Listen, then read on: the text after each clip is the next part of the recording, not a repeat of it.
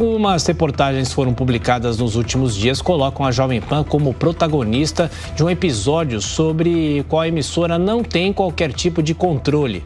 As publicações mostram que de janeiro até hoje não houve contratação de publicidade do governo federal nas plataformas da Jovem Pan, rádio e TV digital, e mais revelam que durante o governo passado, Jair Bolsonaro, a Jovem Pan também esteve fora do ranking das empresas que mais receberam verba, inclusive abaixo de algumas que têm menos audiência e representatividade no mercado. Confira a reportagem de Daniel Lian.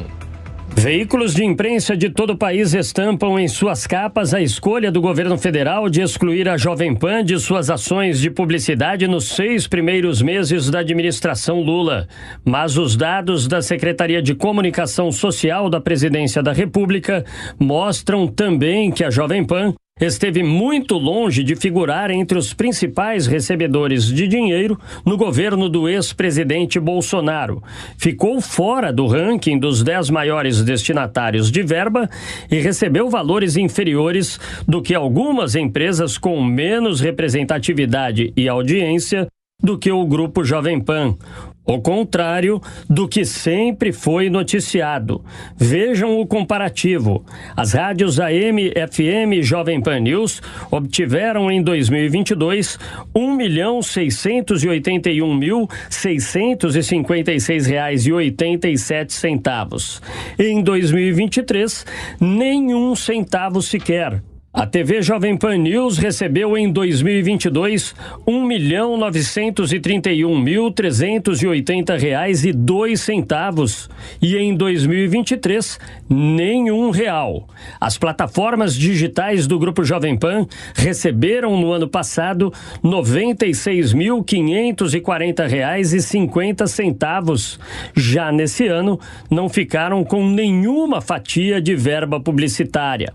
O doutor em Direito Público e Constitucional, Acácio Miranda da Silva Filho, fala que a distribuição tem que levar em conta dados técnicos como audiência e não aspectos ideológicos, sob o risco de responsabilização dos gestores. Quando nós olhamos para a administração pública e para todos os atos praticados para a administração pública, há necessidade do que nós chamamos de impessoalidade. O administrador público, quando for praticar qualquer ato, inclusive de distribuição de verbas publicitárias, ele deve levar em consideração critérios objetivos e não o seu sentimento pessoal ou os aspectos ideológicos relacionados à sua decisão. Então, quando o administrador público opta por uma emissora A em detrimento à emissora B, ele deve justificar esta decisão com base no Ibope desta emissora e não com base na pauta ideológica ou na pauta política dessa emissora. Sob pena de, optando por critérios ideológicos em detrimento a critérios objetivos e, obviamente, impessoais, estar cometendo um ato de improbidade e até um crime. A Jovem Pan tem mais de 80 anos de história e figura entre as maiores audiências da mídia brasileira, atendendo a todas as camadas sociais, sem distinção de cor, raça, religião ou idade.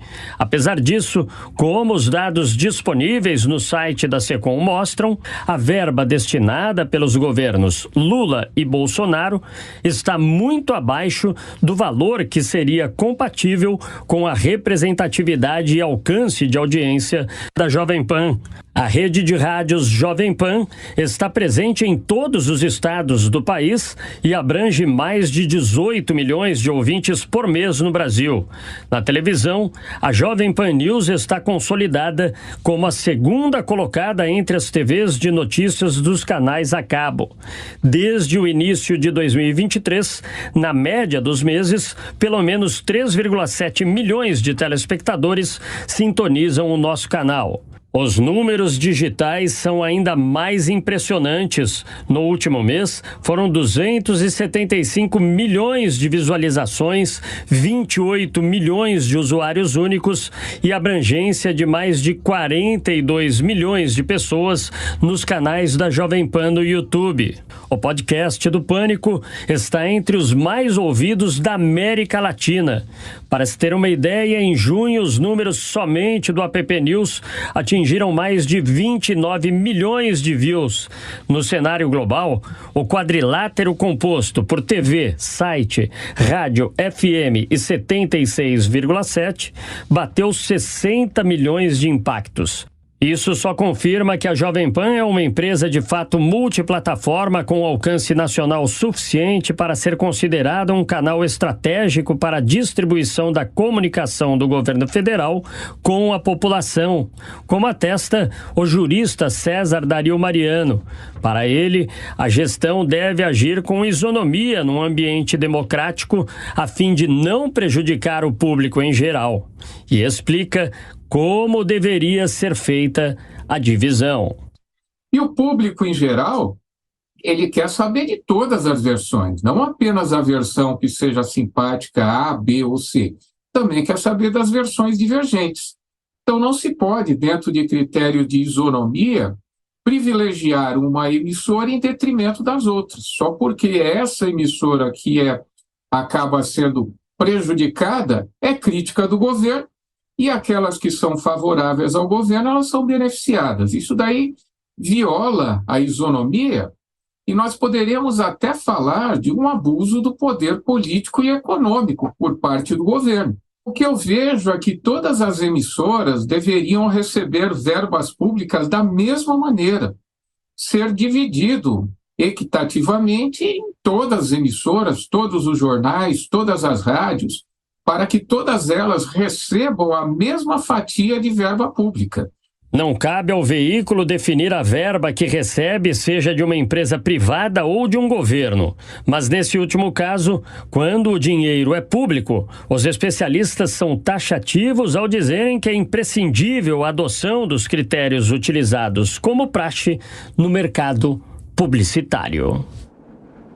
Olha, importante dizer que a Jovem Pan sempre defendeu, a lei determina que as verbas públicas, federal, estadual e municipal, devam respeitar o máximo rigor técnico para que sejam empregadas em quaisquer veículos de mídia.